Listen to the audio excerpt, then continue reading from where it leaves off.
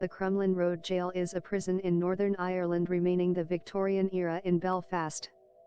The prison was built from 1843 to 1845 by Sir John Lenyon to replace the county prison.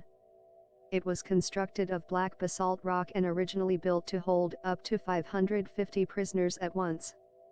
The jail operated for 150 years, housing murderers, loyalists, and Republican prisoners, including men, women, and children, housing 25,000 all in all. In the early 1900s, it became a male-only prison. It's the first prison in Ireland in which every prisoner got their own cell. It officially closed down in 1996 and remained empty for years until 2012. The prison reopened to public tours and as a conference center. There are 4 wings of the jail up to 4 stories high and all stretching off from the central area known as the Circle. For the first few decades, executions took place in public. In 1901, they built an execution chamber inside the prison compound.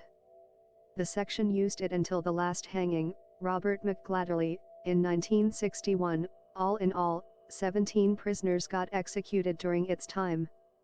Also, this prison has some escape stories, even if it's called the Alcatraz of Europe. The most famous one happened in November 1971, when 9 provisional IRA members ran down rope ladders, with all but 2 got away. In November 1991, one wing of the prison was a target of a provisional IRA bomb which killed a couple of inmates during the Troubles.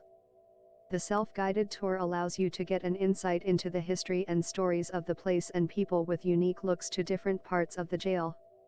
You can walk through the tunnel which connects the prison to the courthouse before heading off into the holding cells, condemned cell, the jail circle, and hangman's cell. The prison is widely known as one of the most haunted buildings in Northern Ireland and seems to deserve its reputation significantly. You won't have to venture far into the empty corridors before you find one. As you can imagine, prisons were the scene of much suffering and misery. Many died on the grounds. I'm already getting goosebumps without being there thinking about the dead bodies they just put into the prison walls. One of the people who died here was a 13-year-old named Patrick McGee, who became a 3-month penalty because of stealing. It seems he could not handle the prison conditions and hanged himself in his cell in the year 1858. His cell is one of the areas where you can hear disembodied sounds and cry coming. The execution chamber is another haunted area. Visitors experience intense emotions of distress and sadness, not to mention sudden unexplained temperature drops. The flogging room is known for ghostly noises and the appearance of a shirtless man who stands in the room staring at the floor.